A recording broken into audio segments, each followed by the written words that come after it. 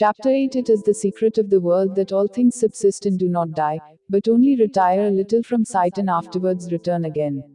Nothing is dead, men feign themselves dead, and endure mock funerals and mournful obituaries, and there they stand looking out of the window, sound and well, in some new strange disguise. Ralph Waldo Emerson. Both Pedro and I needed to learn more about the sources of his underlying despair, which had been deepened even more by his brother's tragic death. We needed to understand more about the superficiality of his relationships. Were his mother's constant criticisms of his girlfriends and the guilt of the abortion blocking his love? Or had he just not yet met the right woman? The regression process is like drilling for oil. You never quite know where the oil is, but the deeper you go, the better your chance of striking it. Today we were going deeper. Pedro had only recently begun to remember his past lives. Frequently in the beginning, lifetimes are entered at their most traumatic points. This happened again. I'm a soldier. English, I think, Pedro observed. Many of us are brought in by ship to capture the enemy's fortress. It's huge, with high and very deep walls. They've filled the harbor with large rocks. We must find another way in. He became silent as the invasion was delayed. Go ahead in time, I suggested. See what happens next. I tapped him 3 times on his forehead in order to focus his attention and help him bridge the gap in time. We have overcome the rocks, and we have breached the fort, he answered. He began to grunt and to sweat. Little tunnels. We are running through them, but we don't know where we are going. The tunnels are narrow and low. We must go a single file and bend over as we run. Pedro began to sweat profusely. He was breathing very rapidly, and he seemed extremely upset. I see a tiny doorway ahead. We are running through this door. Ugh. He winced suddenly. The Spanish are on the other side of the door. They're killing us as we come through, one at a time. They have stuck me with a sword. He gasped, holding his neck. His breathing became even more rapid. He was now gasping for air, and sweat was pouring from his face, drenching his shirt. Suddenly his movements ceased. His breathing became regular, and he was calm. As I dried his forehead and face with a tissue, the sweating began to diminish. I'm floating above my body, Pedro announced. I have left that life. So many bodies. So much blood below. But I'm above that now. He floated in silence for a few moments. Review that lifetime, I instructed. What did you learn? What were the lessons? He pondered these questions from a higher perspective. I learned that violence is a profound ignorance. I died senselessly far away from my home and loved ones. I died because of the greed of others. The English and the Spanish were both stupid, killing each other for gold in faraway lands. Stealing gold from the others and killing themselves for it. Greed and violence killed these people. They had all forgotten about love. He grew silent again. I decided to let him rest and digest these incredible lessons. I, too, began to contemplate Pedro's lessons. Over the centuries since Pedro's senseless death in a fortress far removed from his English home, gold has changed to dollars and pounds and yen and pesos, but we are still killing each other for it. Indeed, this has been going on throughout history. How very little we have learned over the centuries. How much more do we need to suffer before we once again remember about love? Pedro's head began moving from side to side on the chair. He had an amused smile on his face. He had spontaneously entered another, much more recent lifetime. Once Pedro began to remember lifetimes, his visual experiences were particularly vivid. What are you experiencing? I asked. I'm a woman, he observed. I'm quite beautiful. My hair is long and blonde. My skin is very pale. With large blue eyes and elegant clothes, Pedro was a prostitute much in demand in post-World War I Germany. Although the country was besieged by runaway inflation, the rich still had money for her services. Pedro had some difficulty remembering the name of this elegant woman. Magda, I believe, he uttered. I did not want to distract him from his visual appraisal. I'm very successful in this business, Magda said proudly. I'm a confidant to politicians, military leaders, and very important businessmen. She seemed a bit vain as she remembered even more. They are all obsessed with my beauty and my skill, she added. I always know just what to do. Magda possessed an excellent singing voice and often performed at elegant soirees. She learned to manipulate men.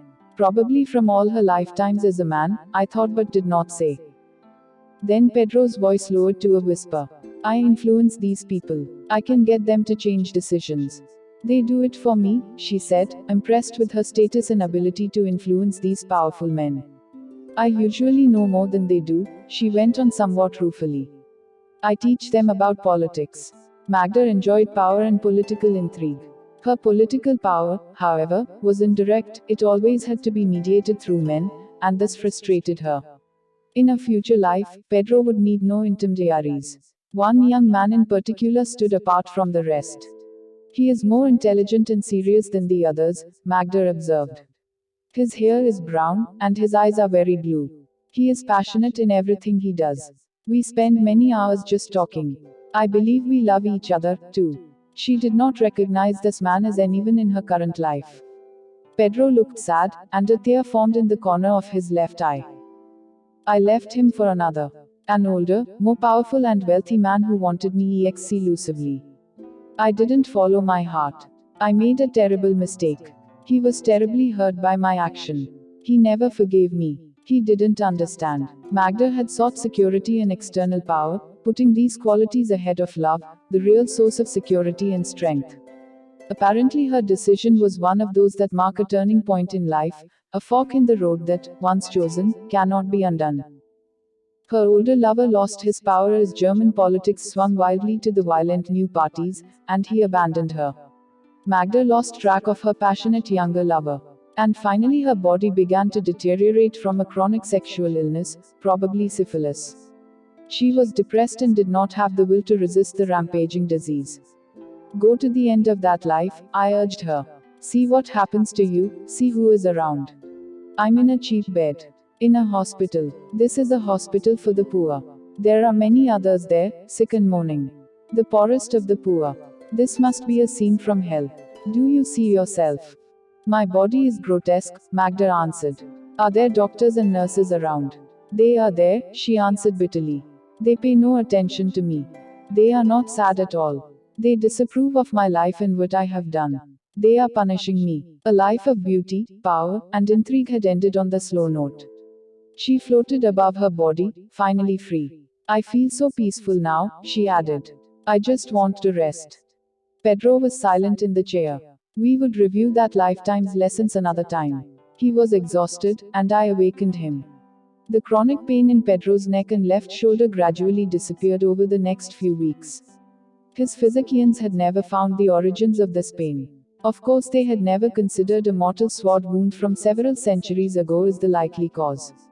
I am constantly amazed by the short-sightedness of most people. I have many acquaintances who obsess daily about their children's educations, which nursery school is the best, private schools versus public schools, which college board prep courses are the most effective, how to maximize grades and extracurricular activities to give their children an edge to get into that college, that grad school, ad infinitum. Then the same cycle will start with their grandchildren. But these people think that this world is frozen in time, that the future will be a replica of the present. If we continue to chop down our forests and destroy oxygen sources, what will these children breathe in 20 or 30 years? If we poison our water systems and food cycles, what will they eat? If we blindly continue to overproduce fluorocarbons and other organic wastes and blow holes in the ozone layer, will they be able to live outdoors? If we overheat this planet by some greenhouse effect and the oceans rise and we flood our coasts and overstress oceanic and continental fault lines, where will they live? And the children and grandchildren in China and Africa and Australia and everywhere else are just as vulnerable because they are all inescapably residents of this planet. And consider this. If and when you reincarnate, you will be one of these children.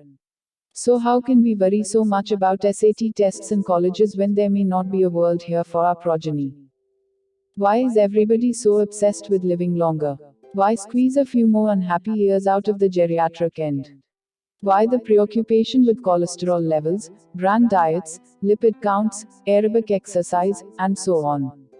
Doesn't it make more sense to live joyously now, to make every day full, to love and be loved, rather than worry so much about your physical health in an unknown future? What if there is no future? What if death is a release into bliss? I am not saying to neglect your body, that it is alright to smoke or to drink excessively or to abuse substances or to be grossly obese. These conditions cause pain, grief, and disability. Just don't worry so much about the future. Find your bliss today. The irony is that, given this attitude and living happily in the present, you probably will live longer anyway. Our bodies and our souls are like cars and their drivers. Always remember that you are the driver, not the car. Don't identify with the vehicle. The emphasis these days on prolonging the duration of our lives, on living to 100 years of age or more, is madness. It's like keeping your old Ford going past 200,000 miles, past 300,000. The body of the car is rusting out, the transmission has been rebuilt 5 times, things are falling off the engine, and yet you refuse to turn it in. Meanwhile, there is a brand new Corvette waiting for you right around the corner. All you have to do is gently step out of the old Ford and slide into the beautiful Corvette. The driver, the soul, never changes. Only the car. And, by the way, I think there might be a Ferrari down the road for you.